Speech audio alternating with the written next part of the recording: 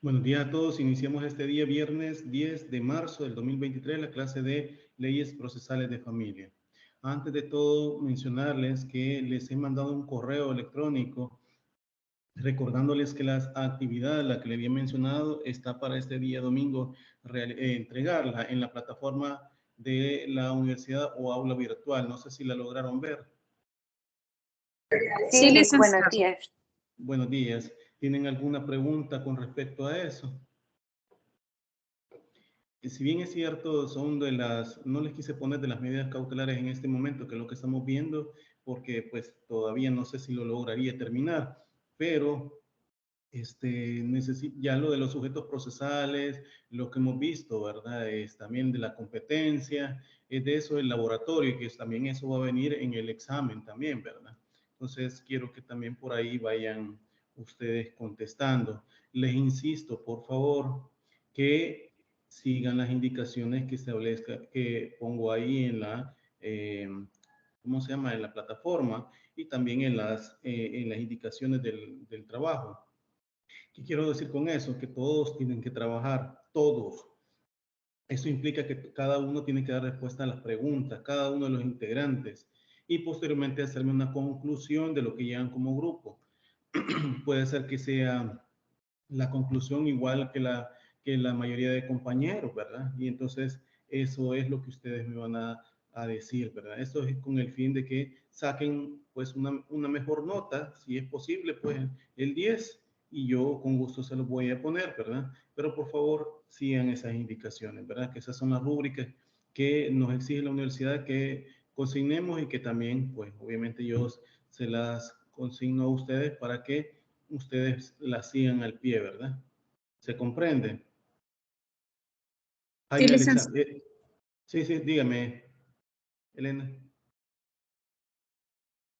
Elena. Hola, licenciado. Disculpe que a veces se me queda trabado el micrófono. Fíjese, licenciado, que cuestión de la tarea del grupo, nos acaba de informar un compañero que él va a proceder a retirarse. Entonces, nuestro grupo va a quedar integrado nada más de 5 personas. Me imaginaría que... ¿Cuál es el grupo suyo? ¿Qué número de grupo les puse a ustedes? ¿O les aparece en la plataforma? Elena, ¿verdad que nos aparece el grupo 3? Sí, somos el grupo 3, sí. Sí, licenciado. Ah, son grupo 3, vaya, ok, entonces ahí está Jaime Hernández Hueso, que dice que no tiene grupo, y esto ya lo dije de inicio de la clase, que todos tendrían que tener grupo, pero bien, voy a consignarles a ustedes como grupo 3 a Jaime Hernández Hueso, para que él se comunique con ustedes, Elena y Noemí, ¿verdad? En vez Gracias, Vic. del alumno, del compañero que se retiró. ¿Quién es el compañero que se retiró para tomar nota? Se llama Oscar, licenciado. González. Oscar González, excelente, voy a tomar en cuenta eso, ¿verdad? Entonces, ahí solamente consignen al grupo que se comunique con ustedes, Jaime Alexander Hernández, ¿verdad? Esto pues para que él se comunique, si ya él no se comunica con ustedes, no hace el examen, el trabajo, pues ya ustedes me informan eso, ¿verdad? Ahí está Jaime Hueso, Jaime Hernández Hueso. Bien. Ok, licenciado, gracias. Ok. Bien, entonces no hay preguntas con respecto a la tarea, ¿verdad? De lo que ustedes ya leyeron, ¿verdad? Las indicaciones a seguir, algo que no les quede claro, porque recuérdense que esto es para que ustedes mejoren, ¿verdad? Tengan una buena nota. Si los demás del grupo tienen alguna pregunta, si no, yo doy por asentado que eso ya lo tienen bien claro, ¿verdad? ¿No? Bien, entonces, como dice el código procedimientos civiles lo decía, ¿verdad? El que calla otorga. Bien. Entonces, como había hablado la última clase de las medidas cautelares, ¿verdad? Habíamos quedado con respecto al objetivo, que es las medidas cautelares, las perspectivas que trata la doctrina, el objeto, las características, ¿verdad? La clasificación, esto atendiendo a la tipificación o falta de esta en la ley, también atendiendo al objeto sobre el cual recae, los presupuestos procesales, perdón, los elementos también determinados, y nos hemos quedado sobre los principios, ¿verdad? Entonces, sobre esto, para continuar, ¿verdad? Debo decirles que, reiterando, ¿verdad?, que los principios rectores de las medidas cautelares, hay un sinfín de ellas, ¿verdad? Y una que puede ser que la medida cautelar se funda en una acción autónoma que otorga la ley y que es independientemente de la existencia del derecho subjetivo que tiende a proteger la medida, ¿verdad? Se dicta siempre con el carácter provisional y están sujetas a lo que resuelve la sentencia definitiva que se pronuncia sobre el juicio donde aquellas que se llevan a cabo. También pueden promoverse antes de que se inicie el juicio en que se haga valer el derecho subjetivos que tiende a proteger la medida cautelar o durante la tramitación del mismo. Esto es con el fin, les mencionaba a ustedes, que incluso pueden ser antes de la interposición de la demanda, que la ley habla en el 75, son 10 días previos a la interposición de la demanda, que eso puede ser que se amplíen o no, pero son 10 días, ¿verdad? Para que se interponga la demanda. También pueden promoverse, ¿verdad? Posteriormente en la presentación de la demanda, en la sustanciación del proceso, posterior al dictado de la sentencia, en el dictado de la sentencia, posteriormente al dictado de la sentencia, que pueden ser esta, ¿verdad? Entonces, también podemos decir que para que se aplique, la persona que pretende obtenerlo debe probar la necesidad de la medida y el derecho para que se conceda. Además, debe garantizar el pago de los daños y perjuicios para el caso en que se declare improcedente. Esto último les decía yo que en nuestra legislación familiar estábamos hablando que para el caso de cuotas alimenticias provisionales, si recuerdo que lo habíamos hablado bueno, lo había leído Noemí en el artículo 255, esto es en el caso de que se determine la mala fe de la persona, y que les comentaba a ustedes que eso es bien difícil, no es imposible, pero es bien difícil demostrarlo, sobre todo cuando estamos hablando de que la persona, ¿cómo se llama?, ha obrado mal, ¿verdad? Recordemos que desde el momento que se interpone una demanda por declaración judicial de paternidad, les decía yo, que generalmente lo hace el hijo, ¿verdad?, generalmente, o la madre en representación del hijo, ¿verdad? Pero en estos supuestos también queda la duda, sobre todo cuando la madre no tiene certeza de quién es el padre de su hijo. Les comentaba un caso que había pasado, no sé, bueno, no sé si se lo comenté a ustedes o a otro grupo de estudiantes. Ya ven que uno, en la cátedra, hay veces uno trata la manera de poner todas estas vivencias para que ustedes comprendan mejor los temas, ¿verdad? Entonces, recuerdo un caso que estuvo en el juzgado de familia de San Salvador, donde el esposo estaba siguiendo la impugnación de la paternidad de uno de los hijos, que eran gemelos, bueno, de los dos hijos que eran gemelos, ¿verdad? Porque eso es lo que se hacía, dos hijos gemelos que el señor, pues obviamente, se había ido para Estados Unidos, no sé, no recuerdo qué calidad tenía él, y por qué razón pero era por su trabajo que él se tenía que ir, y su esposa estaba aquí en El Salvador. Ya no se la podía llevar y estaba él viniendo y yendo, ¿verdad?, por su trabajo. El punto que en ese tiempo su esposa, pues, empezaron a tener problemas familiares, ¿verdad?, al grado que su esposa le era infiel a él, ¿verdad?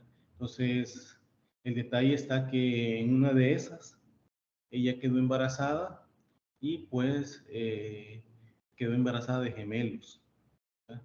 El detalle está que posteriormente nacieron los niños, o sea, por presunción legal, él era el papá de los hijos, el esposo, ¿verdad? Y no hubo ningún problema, el Señor los siguió reconociendo a medida que fueron creciendo los niños, y posteriormente, pues por comentarios en los cuales se les hacían, se da cuenta que que los niños no eran hijos de él, ¿verdad? Entonces, como la ley establece parámetros para poderse determinar en ese 150 y 151 del Código de Familia, ¿verdad? En el tiempo que se debe de él de interponerlo, que se da cuenta que no era su hijo, interpone la demanda de impugnación de paternidad, ¿verdad? Entonces, la señora, como por los problemas que tuvieron y todo, se separaron y la señora le pidió alimentos por los 2 hijos, ¿verdad? Y pues se estaba sustanciando los procesos así, ¿verdad? El de alimentos y posteriormente el de impugnación. El detalle está que cuando le hicieron el examen de ADN, ¿verdad? Se da cuenta que uno de los hijos no era hijo de él, el otro sí, ¿verdad? ¿Qué pasó ahí? ¿Por qué era cómo era la respuesta que daba medicina legal a ese caso? Que si era hijo, cómo era que uno era hijo y el otro no. Entonces, medicina legal por esto es cuestión de temas médicos, ¿verdad? Determinó que en efecto, en esos casos, procede cuando la mujer ovula, o sea, hace más de un óvulo, ¿verdad? En su ciclo menstrual. Entonces, obviamente se determinó que ella había tenido relaciones sexuales en el día fértil, porque las mujeres tienen un día fértil, ¿verdad? Donde pueden quedar embarazadas. Entonces, el día fértil de ella tuvo relaciones sexuales con 2 parejas. Entonces, ahí se dieron cuenta que uno era el esposo, aunque ella había tenido relaciones sexuales, y el otro había sido el amante que ella tenía, ¿verdad? Entonces, el detalle acá, y sobre todo lo que estamos hablando, lo atinente a lo que en lo que estamos hablando del tema de alimentos, y sobre todo que decir que la mala fe es bien difícil, porque la señora obviamente daba por asentado que quien era el papá era el esposo, y en efecto de uno era el esposo, pero el otro no. Entonces, la respuesta médica del Instituto de Medicina Legal es que la señora tuvo relaciones sexuales con los 2 señores en el día fértil que ella tenía, ¿verdad? Y en efecto, ella después lo reconoció, pero para devolverle la cuota alimenticia, ¿verdad? Demostrar esa mala fe estaba bien difícil, sobre todo la señora cuando estaba diciendo de que ella, pues sí, ella presumía que el padre era su esposo, ¿verdad? Y de hecho uno de ellos era el esposo. Se comprende. Es decir, no, para demostrar esa situación está bien difícil, ¿verdad? No imposible, pero está difícil demostrar esa mala fe. Por eso les decía a ustedes, para casos de declaración judicial de paternidad, en estos casos de declaración judicial de paternidad, donde para alguna jueces, colegas, ¿verdad? Mencionan de que no procede, ¿verdad? Porque no está el título para solicitar alimentos. ¿Cuál es el título? La partida de nacimiento para pedir medidas cautelares en un proceso de declaratoria judicial de paternidad. ¿Por qué? Porque el proceso es para que se le consigne la filiación paterna al hijo, ¿verdad? ¿Me logran comprender? Es decir, se ha promovido el proceso de declaratoria judicial de paternidad. ¿Por qué? Porque el hijo carece de filiación paterna. Entonces lo que se está solicitando es que se consigne la filiación paterna y a la vez se le proporcione alimento por parte de su progenitor. El punto estará acá. Alimentos provisionales podemos darlo acá en este caso, es decir, en la sustanciación del proceso o antes de la interposición del proceso, como estamos hablando, ¿verdad? Sobre todo porque no hay, el papá tiene dudas sobre él, ¿verdad? Sobre este supuesto queda un poquito también a la interpretación, porque recordemos que si son parejas, si son toda persona que tiene una relación sexual, ¿verdad? O sea, personas heterosexuales estoy hablando, ¿verdad? Que tengan relaciones sexuales, obviamente hay una consecuencia, y peor cuando la mujer anda en sus días fértiles, que quede embarazada, ¿verdad? Entonces, esa situación y que no se pongan protección, ¿verdad? Entonces, un hombre no puede venir a decir, mire, yo tengo dudas porque no es mi hijo, ¿verdad? Cuando esa persona ha sido, ¿verdad? Ha sido una pareja estable por mucho tiempo y que alguna circunstancia la separó, pero que solamente ellos han tenido relaciones sexuales. Entonces, en esos casos, que un hombre venga a querer refutar una situación tan pública y notoria, como se dice en la ley, en el artículo 55, ¿verdad? Es decir, que fueron pareja, que fueron convivientes, me explico. Entonces, eso es bien difícil estarlo exponiendo, aunque queda la sospecha cuando la persona ya ha tenido varias parejas, ¿verdad? Es decir, una mujer tiene varias parejas y obviamente ahí tiene dudas, ¿verdad? Porque a quién es el progenitor y sobre todo ahora, hoy en día ¿cómo decirlo? Todo esto de cuestiones de sexualidad se vuelve un tanto ya no, ya no privados, sino que incluyen gentes, ¿verdad? Hacen en grupos relaciones sexuales, ¿verdad? Entonces, hasta eso puede quedar en todo caso la duda, ¿verdad?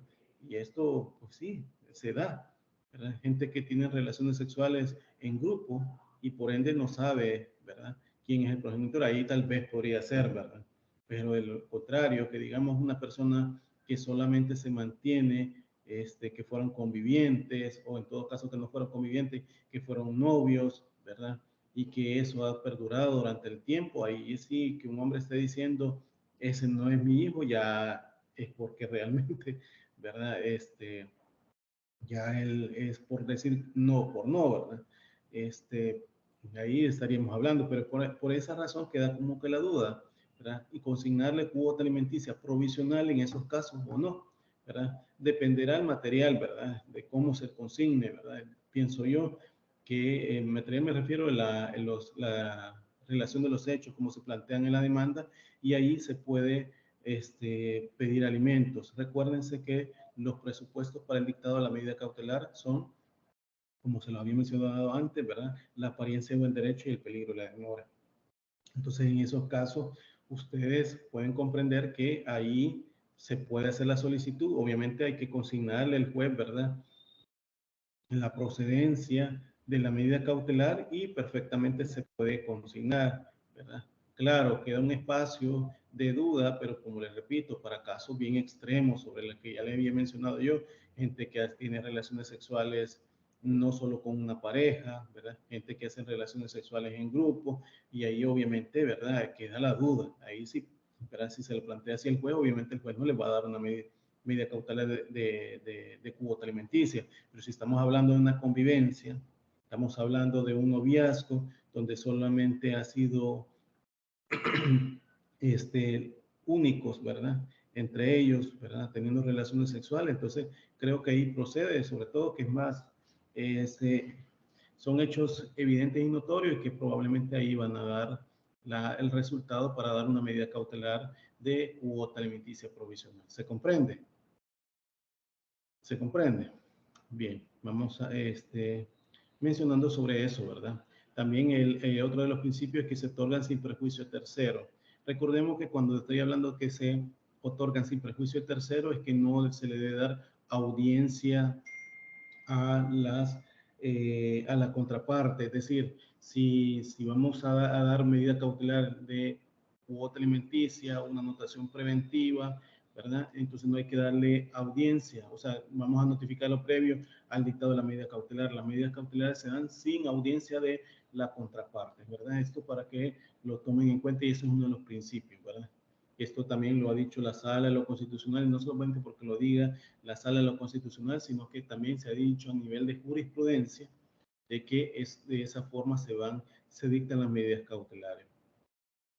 Bien, eso es para lo de los principios, ¿verdad? Que estaba mencionando. También les mencionaba que hay tipos de medidas cautelares en la Ley Procesal de Familia, como son las que establecen el carácter patrimonial del 124 de la Ley Procesal de Familia y el carácter personal del 130 de la Ley Procesal de Familia, ¿verdad? Entonces, ahí les pongo ejemplos, pero lejos de eso, antes de esto, debo de decirles que las medidas cautelares patrimoniales, ¿verdad? Pueden ser una diversidad, ¿verdad? En este caso, les decía yo, anotación preventiva, secuestro de bienes, etcétera, ¿verdad? Pero para meternos de lleno a esto de las medidas cautelares patrimoniales, la anotación preventiva de la demanda, ¿verdad? Esta la podemos mencionar, que la define, ¿verdad?, muchos autores de diversa índole. Por ejemplo, Guillermo Cabanelas. Guillermo Cabanelas ha mencionado que esto de las anotaciones preventivas, ¿verdad?, la define como la registral y preventiva que se conoce al demandante. ¿Ve? Esto cuando la acción posee alguna trascendencia inmobiliaria. En este caso, pues existe petición previa de parte legítima al presentar la demanda o en el curso del litigio y obviamente de orden del juez competente, ¿verdad? Cuando estamos hablando de anotación preventiva de la demanda, obviamente es que la demanda, inscribirla en el bien que está inscrito en el registro, en este caso, registro de propiedad raíz e hipoteca, o CNR, ¿verdad?, que están inscritas en ese. Entonces, por eso es que Guillermo Cabanela la menciona como una registral y preventiva. ¿Por qué? Porque es un inmueble que ya está inscrito y que ahí a ese inmueble inscrito, ¿verdad?, se le anota la anotación preventiva de la demanda, se le inscribe, ¿verdad? En el caso de Roca Sastre, menciona que la anotación preventiva es el asiento principal, provisional y en género positivo que practica en digamos, en los libros de inscripciones y que tiene por objeto asegurar las resultas de un juicio. Obviamente todas las medidas cautelares tienen o aseguran los resultados de un juicio, garantizan un derecho perfecto, pero que obviamente no está consumado o prepara un asiento definitivo. Eso lo toma así Roca Sastre. ¿Por qué? Porque también va bajo la idea de garantizar el derecho, ¿verdad?, el cual se está discutiendo. Imaginémonos un proceso de alimentos, obviamente, y donde una persona no está en el país, o en todo caso viene, como el caso que le estaba mencionando, viene y sale, y tiene un bien inmueble, ¿verdad?, perfectamente, y que obviamente el señor ¿cómo decirlo?, se sospeche que puede evadir las leyes. Todavía está más difícil, ¿va?, sobre todo cuando las restricciones migratorias que hay, ¿va? Pero el punto es que pasa ese hecho, se puede pedir una anotación preventiva, porque obviamente si el señor no cumple con la cuota alimenticia, ¿verdad?, se puede retomar de ese bien, ¿verdad? ¿Para qué? Porque ya después se puede ejecutar, ¿verdad?, ya sea valga la redundancia, por la ejecución de la sentencia, ¿verdad? ¿Por qué? Porque no la cumple. La anotación preventiva, debo decir que consiste en la marginación que hace el funcionario de registro de instrumentos públicos en el folio respectivo que tengan eso. Yo sé que a ustedes les parecería un poquito así, ¿cómo decirlo?, extraño o nuevo, ¿verdad? No sé si también han tenido experiencia de trabajar en bufetes jurídicos, pues, pero en el caso de que no lo tengan, ¿verdad?, o que no han visto la materia registral, porque hoy en día hay una materia registral, ¿verdad? Entonces, esto es, digamos, la trascendencia es que hay un registrador, ¿verdad?, que un registrador que está verificando la procedencia o no de las inscripciones en los registros, ¿verdad?, públicos, en este caso, registro de propiedad raíz e hipoteca. Entonces, por eso digo que consiste en la marginación que hace el funcionario de registro de instrumentos públicos en el folio respectivo, aunque ahora el CIRIC le llaman en esto, ¿verdad?, porque todo es virtual. En el CNR antes eran cuestiones, ¿cómo se llama?, manuales, hoy son más electrónicos, ¿verdad?, son más de ir escaneando documentos, etcétera, ¿va?, que es de la orden que incluso da el juez, que comunica a través de oficio. Obviamente el juez, por medio de oficio, comunica el registro de la propiedad raíz e hipoteca, ¿verdad?, para la inscripción de la anotación preventiva. Eso obviamente le informa en ese oficio de la existencia de un proceso en la cual queda vinculado el bien sobre el cual recae dicha medida. Esto con el objeto de asegurar las resultas del proceso. Cuando hablo resultas del proceso, estoy hablando que la decisión final que se tome con la sentencia, ¿sí?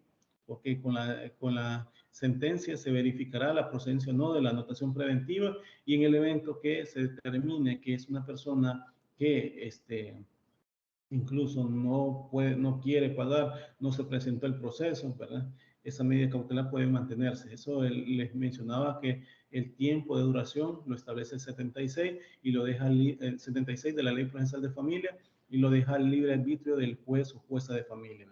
Cabe mencionar que solo es posible hacer una ejecución por el sistema de anotación, ¿verdad? Por el cual es necesario realizar, ¿verdad? Aspectos como cuáles, ¿verdad? Como la existencia de un registro público.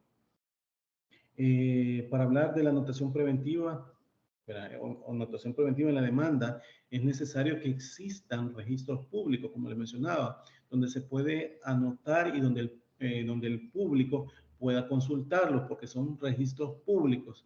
En nuestro medio tenemos el Centro Nacional de Registro, como le mencionaba antes, el cual es el que se encarga, ¿verdad?, de llevar los folios reales de la propiedad inmobiliaria.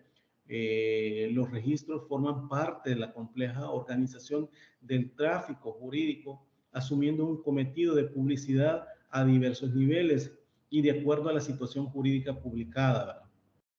Es decir, lo que ahí se menciona en el registro. Estos organismos, ¿verdad?, que conforman dicha institución dan como constancia de las situaciones jurídicas en que pueden encontrar las personas o los bienes de que éstas son titulares. Esto implica que acogen en su interior muchas situaciones referidas a la vida de un mismo derecho y sus vicisitudes, digamos, a lo largo del mismo. En ocasiones la inscripción registral es presupuesto incluso de la misma existencia del derecho, ¿verdad?, para informar a los interesados acerca de las circunstancias personales de sus bienes o negocios, ¿verdad? Digamos, un oficio dirigido al registrador que manda el juez o jueza, ¿verdad? Quiero decir con esto que también aparte de ver que si está en la inscripción de ese inmueble, ¿verdad?, también tiene que ver el oficio dirigido al registrador, que lo manda el juez. ¿Para qué? Para el registro o la anotación de la demanda. Obviamente el juez debe ordenar que se libre oficio a la entidad correspondiente que lleva el registro del bien que va a soportar la medida, ¿verdad? Cuando digo soportar, obviamente la inscripción, ¿verdad? Esto pues librado el oficio, pues el registrador corresponde registrar el oficio, ¿verdad? Es el oficio librado por el juez, pues, al registro. ¿Para qué? Para que cuando se traten de inmuebles, ¿verdad?, observando los requisitos como por ejemplo la naturaleza, la ubicación, la extensión superficial, los linderos, el nombre, el número de matrícula inmobiliaria y donde está registrado el inmueble. Cuando estoy hablando de todos estos aspectos es digamos, ¿cómo que le llaman esta? Narración técnica de lo que determina la escritura, ¿verdad? Cuando estoy hablando de esto de la naturaleza, si es urbana o no, ¿verdad?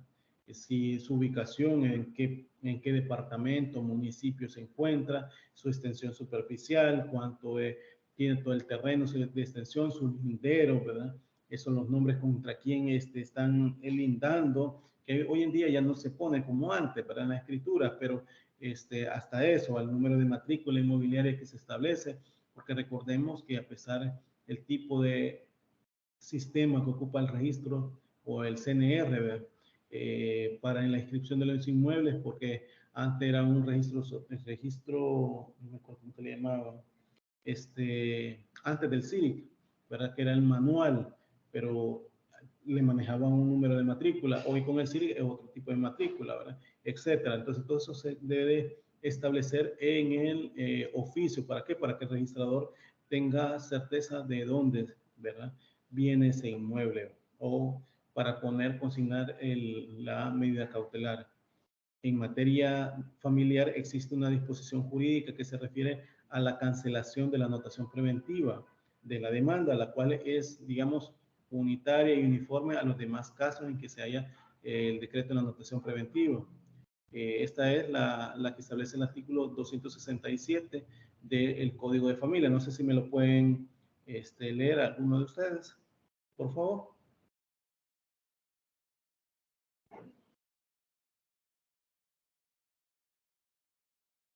¿Me lo pueden leer? Cancelación. Sí, por Cancelación 267 del Código de Familia. El juez ordenará de oficio la cancelación de la anotación preventiva de la demanda cuando se absolviera al demandado o se le presente por el alimentante garantía suficiente que cubra la pensión alimenticia fijada por resolución judicial, por todo el tiempo que faltare para que el menor alimentario llegue a su mayoría de edad, o por periodo no inferior a 5 años a las personas establecidas en el artículo 248 de este código. También procederá dicha cancelación cuando se consignare la cantidad de dinero suficiente para el pago de los alimentos por los mismos periodos a que se refiere el inciso anterior. Ok, muchas gracias, Noemi, por leer el artículo. Como ven ahí, es una forma que tiene también en materia de familia para cancelar tipo de anotación preventiva en el evento que haya aspectos, como por ejemplo cuota alimenticia, puede ser una pensión compensatoria, puede ser una pensión alimenticia especial, ¿verdad? Pensión compensatoria conforme al 113 del Código de Familia, pensión alimenticia especial conforme al 107 del Código de Familia, ¿verdad? Alimentos conforme al 247 del Código de Familia y así sucesivamente, ¿sí?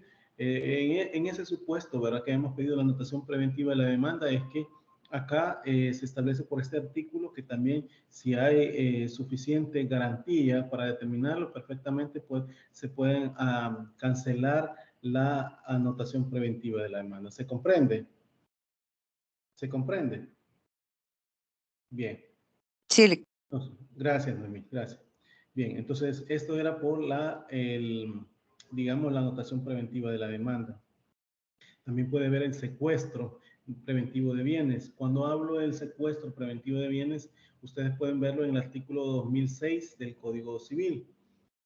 Este artículo da una definición de lo que se puede entender por secuestro. No sé si me lo pueden leer alguno de ustedes. El 206, Código Civil, 2006, perdón, Código Civil. Si me hacen el favor de leerlo para tener como que más lo que determina la ley por esos conceptos, ¿verdad?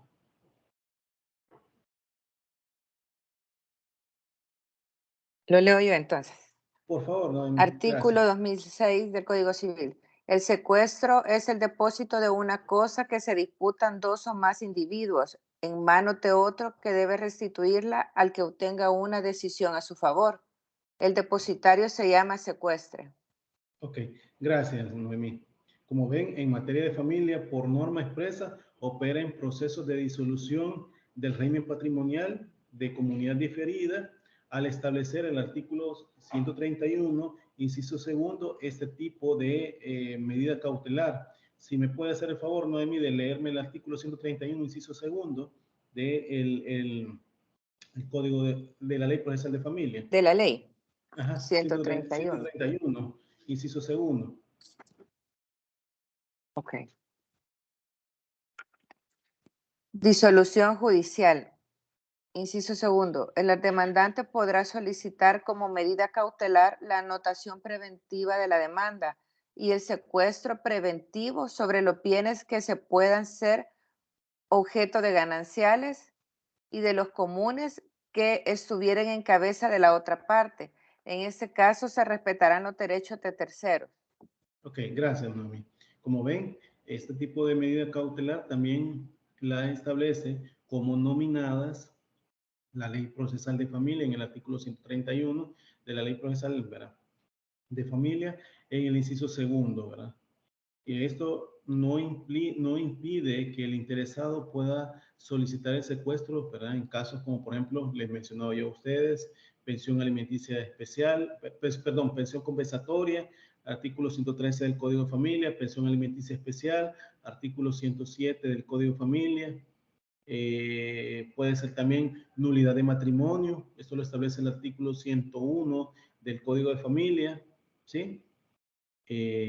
¿Cuál más? ¿Cuál más? Declaración de unión matrimonial que establece el artículo 118 del Código de Familia.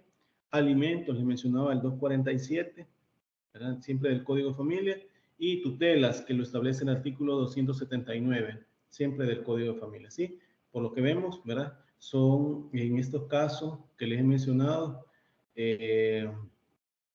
¿cómo se llama? 6, ¿verdad? Quiero ver.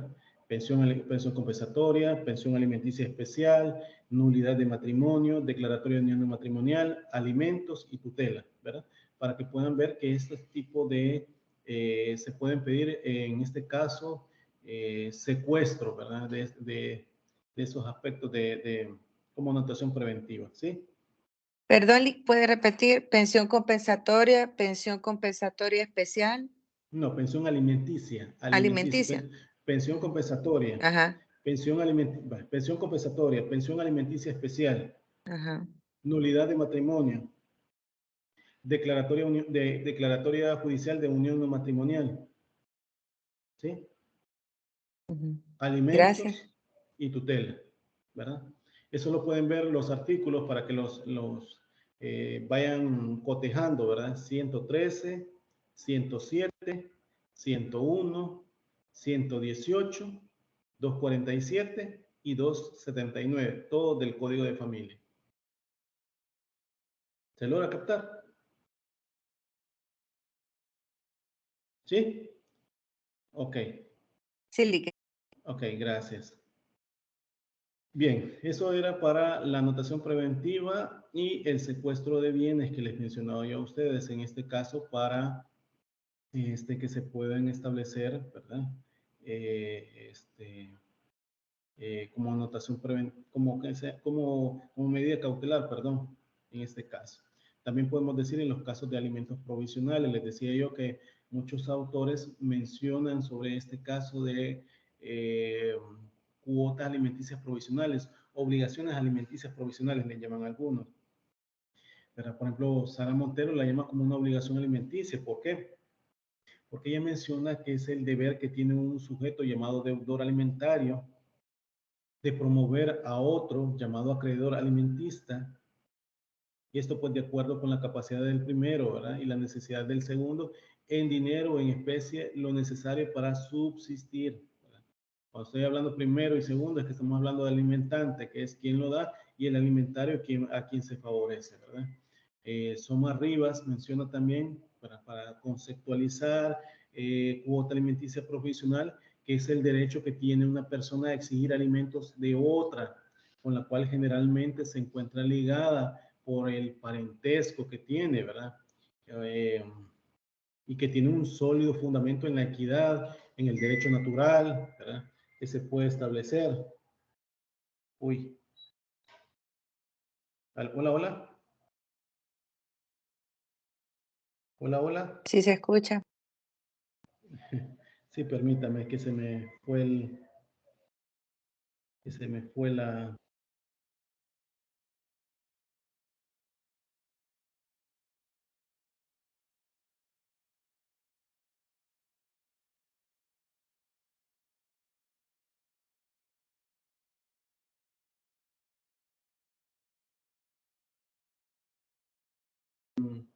digamos, un sólido fundamento en la equidad, les mencionaba también, ¿verdad?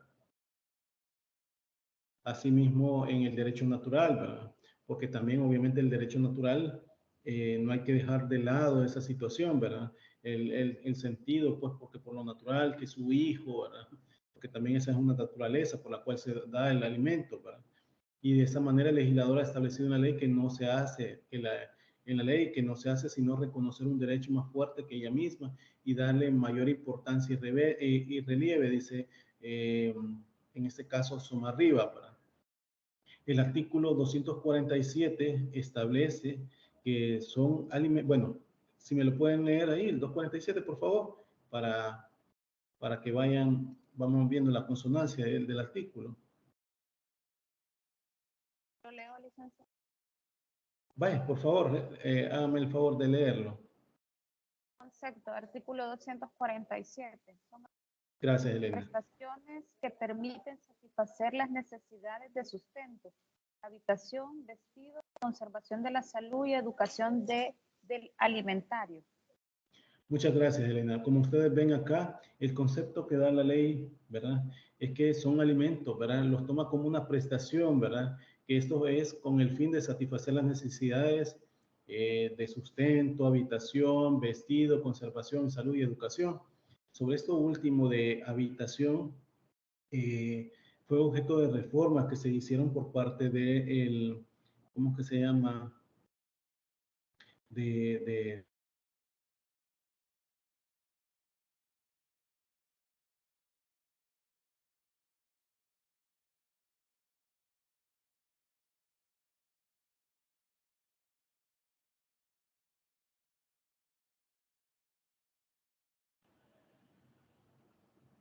Hola, Ahora sí. hola, hola. Se fue la señal. Sí. Sí, es que se está yendo, hay apagón de luz acá por rato. Bien. No, les mencionaba que esto era objeto de reforma que se hizo, porque es, así como lo ha leído Elena, ¿verdad? El hecho de en el artículo 247 es que están incluidos, ¿verdad? El sustento, las necesidades de sustento, les mencionaba la habitación, vestido, conservación de salud y educación de la educación del alimentario, ¿verdad?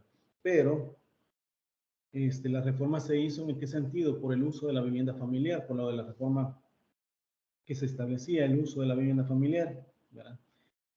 Recordemos que, creo que ya les he explicado a ustedes, ¿verdad? Una cosa es uso de la vivienda familiar, otra cosa es protección a la vivienda familiar y otra es bien de familia, ¿verdad? Cuando estamos hablando de uso de la vivienda familiar, estamos hablando que es una medida cautelar que establece el 813 del Código Civil, donde habla de la habitación y uso de la vivienda. 813 del Código Civil, ¿verdad? Esto en relación con el 111 que le mencionaba, ¿verdad? 111, 216 del Código de Familia. ¿Por qué? Porque el legislador en su momento estuvo pensando que quien tuviera el cuidado personal de sus hijos, ¿verdad? El otro progenitor que no los tenga tiene la obligación de aportar en concepto de vivienda, ¿verdad? Sin embargo, les mencionaba que en este caso, el 247 ya lo establece como en su concepto, ¿verdad? Que está dentro de eso también la habitación, ¿verdad? En ese sentido no es necesario estarlo sacando de ese rubro, ¿me explico? Sin embargo, el legislador, pues con ese afán de que no se confundan esos hechos, ¿verdad? Lo ha establecido acá de esa forma. Sin embargo, debo decir que en cuestiones de exigencia de alimentos, estamos hablando que si una persona exige alimento a su progenitor, ¿verdad? O a quien esté obligado a aportarla, porque recordemos que puede ser todos los que establecen, los sujetos que establece el 248 del Código de Familia, es decir, el cónyuge, los hijos, los hermanos, etcétera. Ahí da una relación, digamos, de sujetos que pueden ser alimentantes, ¿verdad? Indistintamente esa situación, lo que les quiero mencionar a ustedes es que en ese caso, ¿verdad? Ya está incluida, ¿verdad? Y que ahí hay que establecer, ¿verdad? Que la cuota alimenticia es una cuota alimenticia ordinaria. Lo ordinario que me refiero, cuando es lo que ustedes, toda persona mensualmente somos objetos de gasto, porque nosotros tenemos un gasto, gastamos energía, gastamos agua, comemos, nos vestimos, nos desplazamos a nuestros centros de estudio, nuestro trabajo, ¿verdad? Y todo eso implica un gasto que son ordinarios, que cada mes cada persona sabe cuánto es lo que gasta mensualmente para su subsistencia. Entonces estamos hablando que es una cuota alimenticia ordinaria, ¿sí? Esto no implica los gastos extraordinarios. Cuando me refiero a gastos extraordinarios estamos hablando de que, por ejemplo, nosotros nos enfermamos, no, o sea, por ser persona nos enfermamos de algo, ¿verdad? Que a veces nos puede llevar hasta hospitalizarnos, ¿sí? Pero eso no es de todos los meses, de todos los días, ¿verdad? Claro que si somos personas que tenemos una condición de salud así un tanto delicada, obviamente eso se va a hacer permanente, pero imaginémonos el hecho de, por ejemplo, una persona que tuvo un accidente de tránsito, un accidente, qué sé yo, de casa, que se fracturó el pie, que necesariamente tuvo que ir al médico, al que lo operaron, me explico. Entonces esos son gastos extraordinarios, ¿verdad? Por ejemplo, los gastos que también los progenitores hacen al inicio del año cuando empiezan los estudios, esos gastos de matrícula, gastos de útiles escolares, gastos de uniformes. Eso no lo hacen todos los meses del año, lo hace solamente una vez al año, ¿verdad? Entonces son gastos extraordinarios. ¿Por qué hago esa diferencia acá? Porque el legislador lo que está estableciendo el 247 es los gastos ordinarios, lo que nosotros estamos haciendo o mantenemos como gasto mensual y que por ende la persona lo exige, ¿verdad?, al alimentante porque éste no lo aporta, ¿verdad? Pero eso no quiere decir que no obsta también que esta persona, que me pueden decir, mire, pero en la sentencia no me puso que los gastos extraordinarios, no, pero los gastos extraordinarios también tiene obligación, son obligaciones, me explico. Se hayan consignado o no se hayan consignado una sentencia de alimentos, una sentencia de cuidado personal que tenía como consecuencia alimentos, me explico, o el divorcio, ¿verdad? Que son pretensiones conexas a la principal del divorcio, ¿verdad? Entonces, ahí se tiene que consignar los gastos extraordinarios o en todo caso los gastos ordinarios, ¿verdad? Los gastos ordinarios obviamente siempre se consignan, pero los extraordinarios, como les repito, no se van a consignar siempre en la sentencia porque esos son gastos eventuales que en algún momento dado van a ser exigibles, obviamente con factura y con toda esa situación, ¿verdad? Que el progenitor pues gastó y que le va a exigir al otro pues para que también aporte. No es ayuda, porque hay muchas veces se confunde ese término, que es que me ayude el otro, no es ayuda, ¿verdad? Porque los progenitores ambos, por ley, tienen la obligación de cuidar, ¿verdad?, y aportar alimentos para sus hijos, ¿verdad? Entonces, eso no es una ayuda, sería una contribución de él, ¿verdad?, por ser un progenitor, ¿verdad? ¿Se comprende? Es decir, la separación entre los gastos ordinarios y gastos extraordinarios, ¿verdad? ¿Sí? Bien. Entonces, eso era para mencionarle, eso es lo que establecía el artículo 247, ¿verdad? Debo decir que la génesis del derecho a percibir alimentos no es exclusivo del parentesco, debido a que son consideradas como una sola persona, ¿verdad? Ya que el artículo 248, ordinal primero, ha determinado en el primer orden a los cónyuges, ¿verdad?, como sujetos de la obligación alimenticia, y la doctrina afirma que entre estas no existe parentesco, debido a que son consideradas como una sola persona. Obviamente que por eso es que se logran casar, porque no tienen parentesco, ¿verdad? La génesis de la obligación alimenticia debe encontrarse en otros aspectos, ¿verdad? No únicamente en el parentesco, sino también en vinculaciones de derecho o producto del afecto, del amor y cooperación con el matrimonio, ¿verdad? Por ello, obviamente, que se considera, ¿verdad?, que con la definición que menciona, que menciona Sara Montero Duval, ¿verdad?, que donde ella menciona también en el caso de las cuotas alimenticias provisional, ¿verdad?, que ella pues menciona, y aquí podemos definir incluso, ¿verdad?, en el caso de esta medida cautelar, ¿verdad?, que la medida cautelar de tipo patrimonial que el necesitado solicita al juez con el objeto de que se fijen provisionalmente los alimentos, ¿verdad?, ya sea en dinero o en especie, por existir un proceso y cuya meta es la fijación definitiva de esto. Debo de decir que no necesariamente y la cuota alimenticia debe de ser de manera en dinero.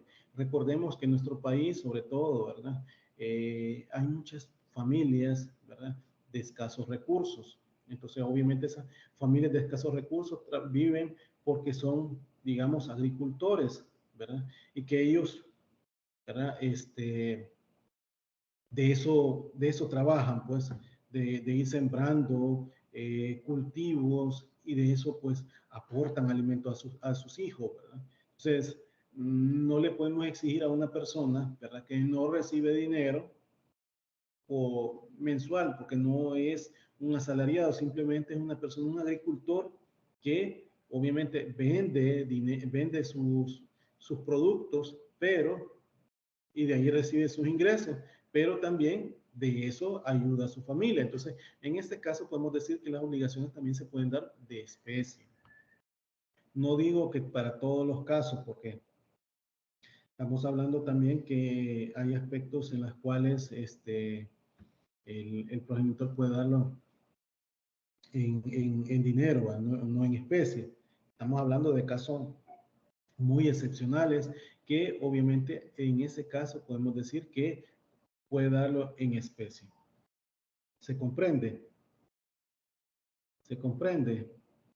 Licenciado. Sí. Ok, Sí, muchas se gracias. entiende. Ok. Normalmente la reclamación de la obligación alimenticia se establece dentro de un proceso, dentro de la sentencia definitiva, ¿verdad? Pero hay circunstancias por las cuales existe urgente la necesidad de que dicha obligación se cumpla de forma anticipada, teniendo cabida los alimentos provisionales como medida cautelar patrimonial. Buena parte de la doctrina no considera los alimentos provisionales como una medida cautelar, sino como un proceso especial, ¿verdad? ¿Por qué? Porque hacen ver como que realmente la petición la hacen y el juez tiene que dar un trámite, ¿verdad? Por eso lo ven de esa forma. Pero la mayoría es unánime al considerar que la fijación de alimentos provisionales se trata de un procedimiento típicamente cautelar. ¿Por qué? Porque se instrumentaliza, ¿verdad? Se pone de manifiesto, pues incluso pues presupone la fijación de alimentos provisorios, ¿verdad? Dentro del proceso principal y cuya meta es la fijación definitiva de alimentos, ¿verdad? Esto partiendo del hecho de que no es, como lo habíamos hablado de las características, que no es lo principal, sino que es un aspecto accesorio, ¿verdad? Es decir, una petición que nace a partir de la exigencia, ¿verdad? La necesidad de la misma y que obviamente a partir de eso, pues, se hace la petición, pero la petición de alimentos provisionales no es lo principal en un proceso de alimentos, principal en un proceso de divorcio, donde la pretensión conexa sea de alimentos, o en el mismo caso en el cuidado personal, donde la pretensión conexa es alimentos, ¿sí me explico? Entonces, esa es la cuestión que no es lo principal, ¿verdad? También podemos decir que en este caso, sobre el peligro de la demora, ¿verdad? Es decir, ¿por qué no se puede dar, ¿verdad? Que no se puede dudar, ya que incluso en este caso de peligro de la demora, no se puede fijar una cuota provisoria urgente en la mayoría de casos, que se ocasiona un daño irreparable al reclamante. ¿Por qué? Porque estamos pensando incluso en este caso de cubrir o paliar las necesidades de las personas. No estamos hablando de ya condenar de entrada a la persona. ¿Me explico? Creo que les estuve mencionando a ustedes en la clase anterior que en estos casos, por ejemplo, les decía yo a ustedes que se ha promovido un proceso de alimentos donde, pues sí, la familia era bien acomodada, un estatus del hijo muy diferente a cualquier otra familia, se piden de alimentos definitivos $2,000, por decir el caso, ¿sí? Pero no podemos venir a decir, entonces quiero una cuota alimenticia de $2,000 para el niño. No, porque no estamos hablando del hecho de condenar de entrada a la persona, me explico, sino de paliar las necesidades, aunque en casos de alimento, por eso la ley ha establecido de que en estos casos se establece, conforme al artículo 253A, si no me equivoco, es verdad, 253A del código, no, 253, perdón, 253 del Código de Familia, que los alimentos se deben desde la interposición de la demanda, ¿verdad? Entonces, cuando estamos hablando de alimentos, ¿sí? Si me lo pueden leer, por favor. 253. Dígame, Noemí.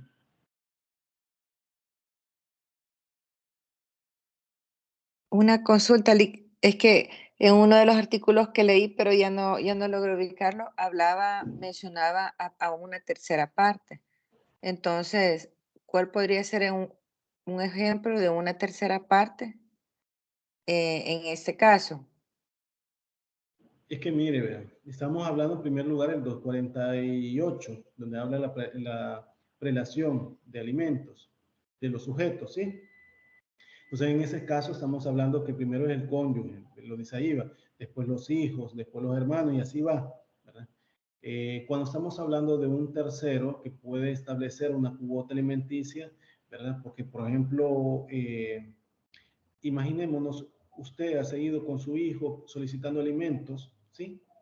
Pero su esposo, compañero de vida, ¿verdad? O progenitor de esa criatura que usted está representando, no puede aportar cuota alimenticia, sea porque esa persona está presa, sea porque esa persona tenga una enfermedad, digamos, terminal, y que obviamente esa persona no puede ya aportar una cuota alimenticia por A o B circunstancias, porque ni su propia condición la puede, ¿sí?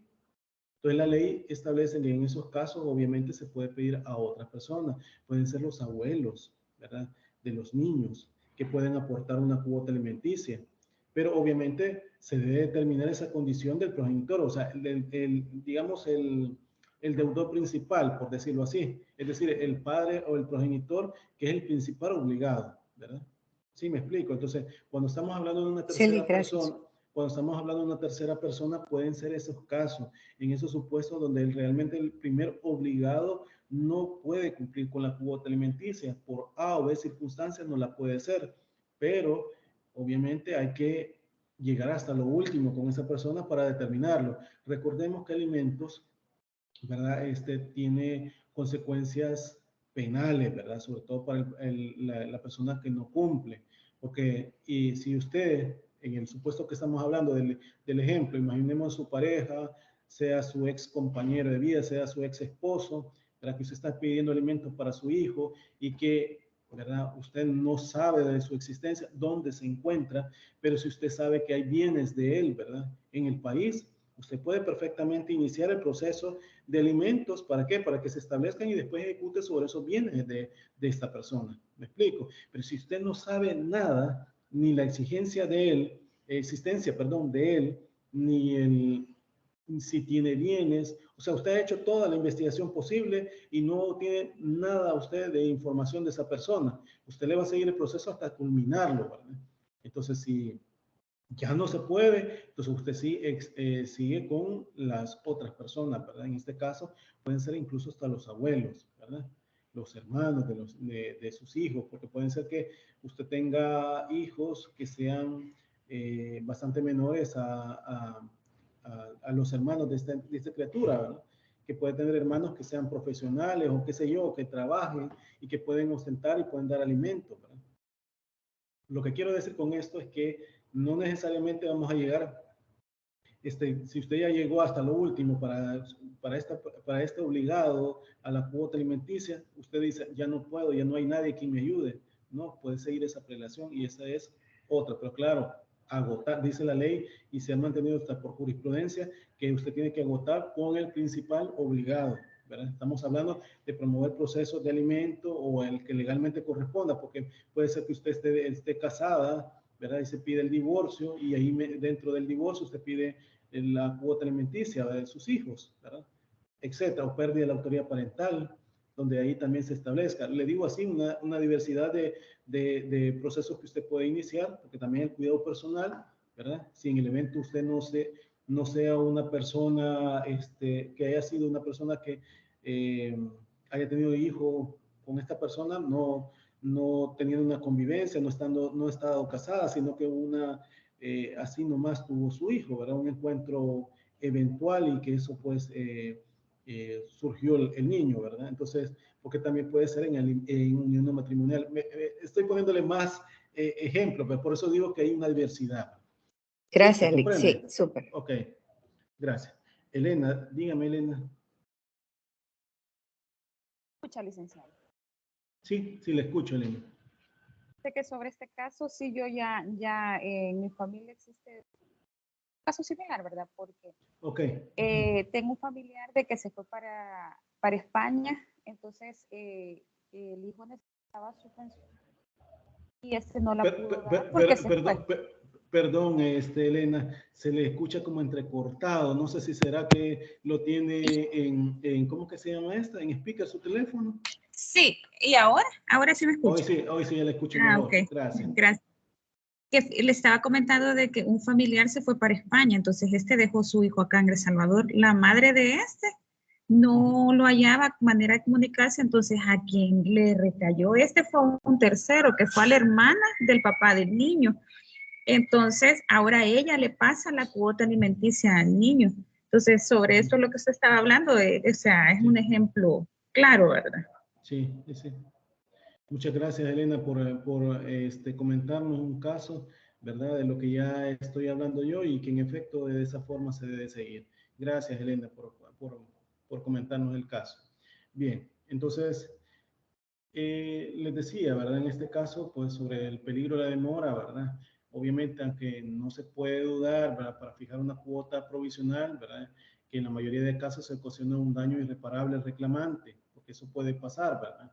Pero en este caso se establece la cuota alimenticia, obviamente por la necesidad del alimentario, ¿verdad? Lo que solicita la cuota alimenticia, ¿verdad?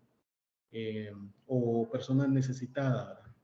Aunque ya les he mencionado que cuando se tratan de niñas, niños o adolescentes, la jurisprudencia emanada por cámaras, incluso hasta por la Sala de lo Civil de nuestro país, ha mencionado que se presumen las necesidades de este grupo, ¿verdad? ¿Por qué? Porque obviamente son personas que no han alcanzado la mayoría de edad y que necesitan de la protección de sus progenitores, que son los principales obligados a la cuota alimenticia. Que pueden ocasionar un daño irreparable al reclamante, pues sí, porque el hecho también de solicitarlo, de promover procesos, ¿verdad? Para eso. Pero les decía, las cuotas alimenticias, ¿verdad? Se deben desde la interposición de la demanda, ¿verdad? No sé si me leen el artículo 253, que en eso nos quedamos, ¿verdad? ¿Qué inciso, licenciado? Disculpe. 253 es todo. Solo un inciso Todo. creo que tiene. No. Pero el 253 sí. Ajá. Dice exigibilidad. La obligación de dar alimentos es exigible desde que los necesita el alimentario, pero se deberá desde la fecha de la interposición de la demanda.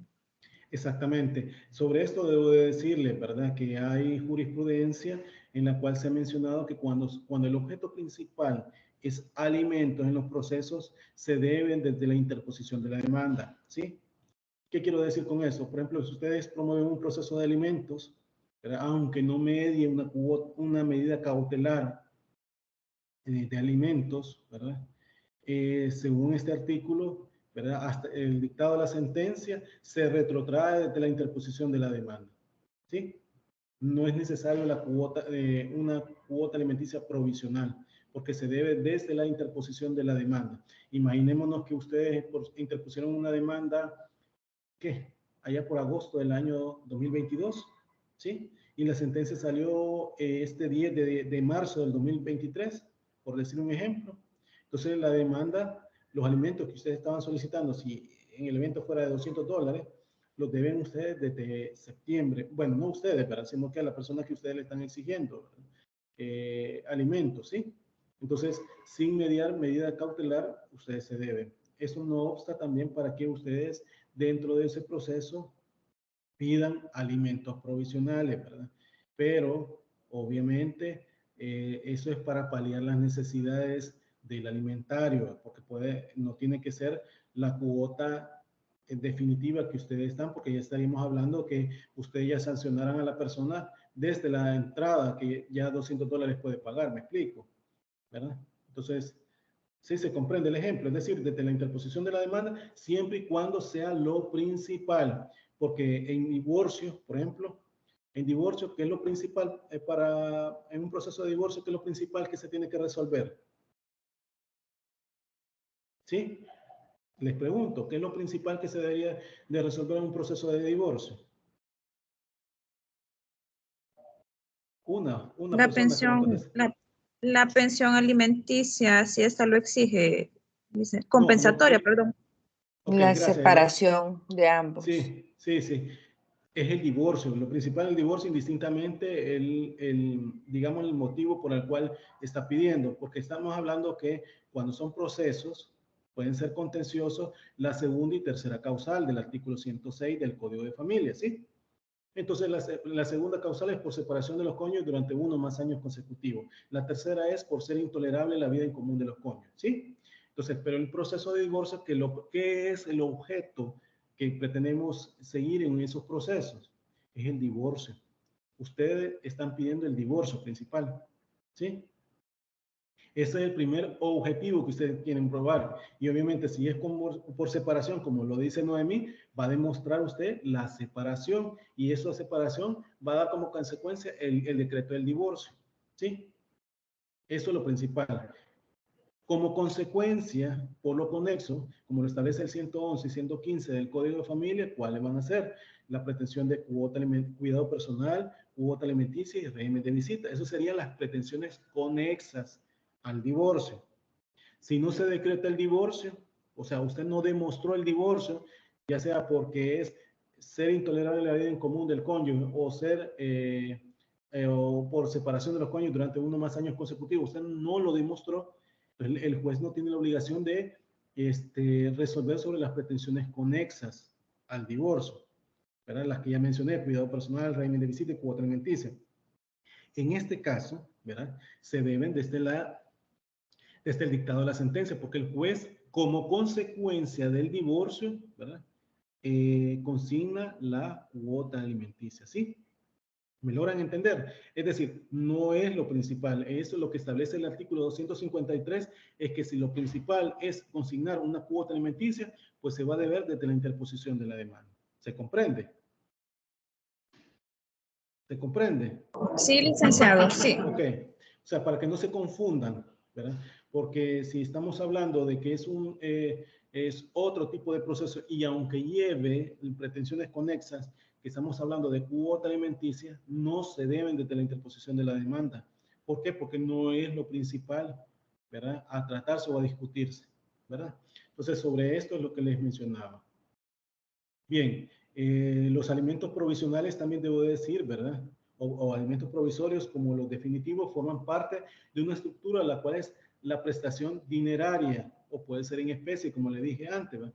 En conjunto con la diferencia de los alimentos provisionales, ¿verdad? Que tienen que satisfacer de forma inmediata para cubrir las necesidades vitales urgentes o para paliar las necesidades de ese momento por un imperativo ético familiar, ¿verdad?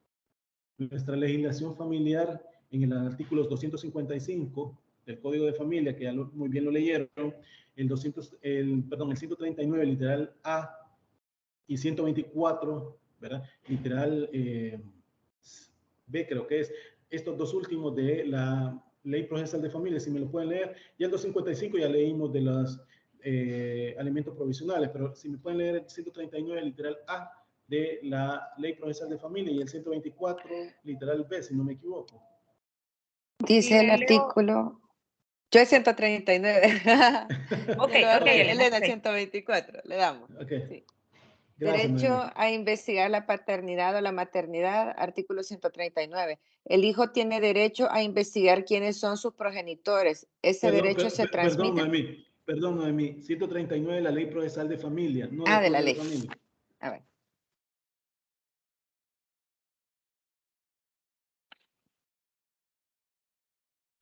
Dice. Alimentos. Literal, me dijo. El juez ordenará el pago de alimentos provisionales desde la admisión de la demanda cuando se ofrezca fundamento razonable para ello. Ok. El siguiente, Elena, el 124, si no me equivoco, es el B. Pero veamos. Del Código de Familia, licenciado. Ley Procesal de Familia. Ley Procesal de Familia. Ok. El D. B. Decretar a petición de parte la anotación preventiva de la demanda en el registro donde se encuentran inscritos los bienes comunes o propios. Anotación que surtirá efecto durante todo el tiempo que dure el proceso o hasta que se practique la liquidación correspondiente. Ese es el B. Es el D. No, B. Ah, perdón, licenciado. Disponer que uno de los cónyuges, ambos o un tercero se encargue del cuidado de los hijos comunes, teniendo en cuenta el interés superior del menor. ¿Y el C? El C dice determinar la cuantía que cada cónyuge debe... Determinar la cuantía que cada cónyuge debe aportar por concepto de alimento con base en la capacidad económica de los mismos para los gastos de los hijos y el sostenimiento del hogar. Cuando fuera el caso, también se determinará el valor de la cuota alimentaria para el sostenimiento del otro cónyuge. Y ahí queda. Ok, como ven, 139 literal A y 124 literal C de la Ley Procesal de Familia, ¿verdad? Habla del supuesto de la cuota alimenticia provisionales, ¿verdad? Entonces, cuando estamos hablando de estas cuotas provisionales, estamos hablando del fundamento. Cuando exista fundamento, dice la ley, ¿a qué se refiere el fundamento? Obviamente, la capacidad económica de la persona obligada a aportar alimentos. ¿Por qué razón? Porque estamos hablando que se parte de la idea de que se consigna una cuota alimenticia, ¿verdad? Basándose en la, digamos, en la necesidad de la persona que lo necesita, pero también, ¿verdad? En la, ¿cómo se llama? La capacidad económica del obligado. Entonces, estamos hablando de ese supuesto que el obligado, si en el momento se demuestra que es una persona con constancia salarial, persona que trabaja, que percibe tales ingresos, ¿verdad? Y que ustedes están solicitando alimentos, ¿verdad? Parte de sus hijos, por decir el ejemplo, ¿verdad? Entonces ahí estamos hablando que en ese supuesto, ¿verdad? Se entiende, ¿verdad? Que obviamente hay fundamentos y el juez tiene la obligación de aportar la cuota alimenticia. ¿Sí me explico? Entonces, en esos casos, pues obviamente el juez, ¿verdad? Tiene que dictar la medida cautelar provisional, ¿verdad? ¿Por qué? Porque hay fundamento, hay capacidad, hay formas para determinar una cuota alimenticia, ¿verdad? De manera provisional. Repito, la provisional no es la misma de la definitiva. Tiene que ser solamente para paliar las necesidades básicas de la persona alimentaria que los está solicitando, no de condenar a la persona de entrada, ¿verdad? ¿Por qué? Porque para eso es que si ustedes necesitan una cuota alimenticia, por decir el caso, por estrategia, ¿verdad? Sus ingresos, para ustedes sus gastos son $200, que ustedes creen que con eso puede ser una aportación de la persona a quien ustedes le están exigiendo alimentos. Entonces no va a poner $200. Por estrategia usted va a poner, ¿qué? $300, $400. ¿Me explico? Entonces iba a pedir esos 200 provisionales, pero no va a poner todo lo definitivo, me refiero. O sea, no va a pedir $200 definitivo y provisional $200, ¿sí? Ahí el supuesto. Pero obviamente usted tiene que demostrar ese fundamento para determinar la cuota alimenticia provisional, ¿verdad? Obviamente la capacidad del señor, que puede ser en el caso que no sea una persona asalariada, puede ser que se demuestre sus ingresos que él percibe mensualmente, puede ser que porque sea un comerciante individual, ¿verdad? No social, sino que individual, que tenga una empresa, ¿verdad? Que eso se puede determinar en el registro de comercio. Eso también puede ser en el caso de una persona que ejerce la profesión, ¿verdad? En el libre ejercicio, por ejemplo, abogados que tengan, sigan procesos, trabajen como en su profesión, ¿verdad?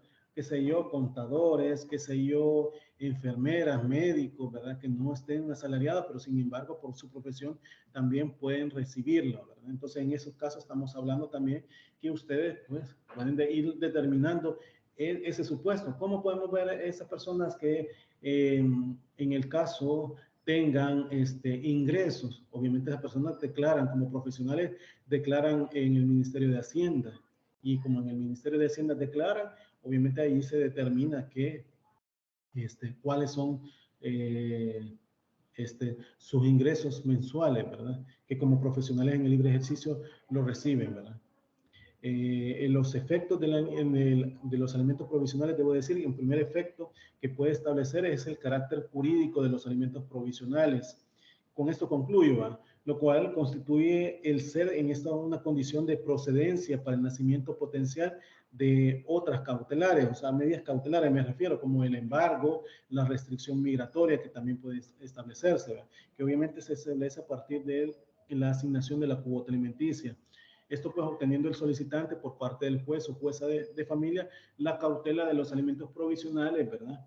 Y que puede aquel tener acceso potencial de la cautela de la restricción migratoria si existe peligro en la demora y sospecha del deudor, ¿verdad? En el sentido que el obligado a la prestación económica familiar evadiera su responsabilidad saliendo del país por medios legales, ¿verdad? Porque eso puede pasar. Y dicha medida cautelar es de aspecto personal. Me refiero a la restricción migratoria. ¿Por qué? Porque no afecta directamente el patrimonio del destinatario, imponiéndole, ¿verdad?, únicamente la salida del territorio de la República. Así lo establece el artículo 258 del Código de Familia, que ya lo hemos leído en otras ocasiones, ¿verdad? Un segundo efecto podemos ver el carácter estrictamente patrimonial, que está conformado por la preferencia crediticia que la ley ha conferido a los alimentos. Debemos partir de la base que la obligación alimenticia nace de la ley, y tal como lo establece el artículo 1308 del Código Civil, ¿verdad?, donde habla de las obligaciones, la cual encierra las fuentes de las obligaciones, ¿verdad? Por lo tanto, el 264 del Código de Familia rige, ¿verdad?, la preferencia crediticia de las obligaciones alimenticias, ¿verdad? Y eso pues es importante señalar, ¿verdad?, que se establece, ¿verdad?, los elementos que encierran ese artículo 264, perdón, del Código de Familia, los cuales se refieren a aspectos básicos que se deben de tomar en cuenta al momento de aplicar las medidas cautelares provisionales, ¿verdad? Y sobre esto vamos a hablar en la siguiente clase, ¿verdad? Entonces, sobre eso me quedo. No sé si hay, ¿cómo se llama?, preguntas de lo que hemos visto esta mañana. No, ¿Hay licenciado, por mi parte. preguntas? Ok. Dale, muchas gracias. Ok, decirles, ¿verdad?, insistirles que el trabajo que se va a entregar el el domingo, por favor, ¿verdad?, todos deben de aportar sus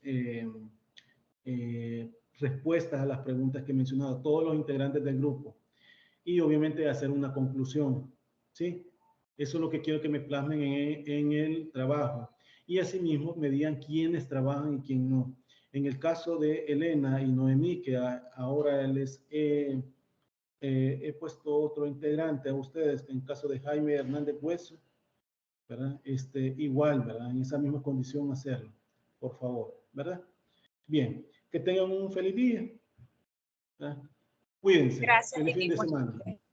Feliz día de bendiciones entonces. Gracias.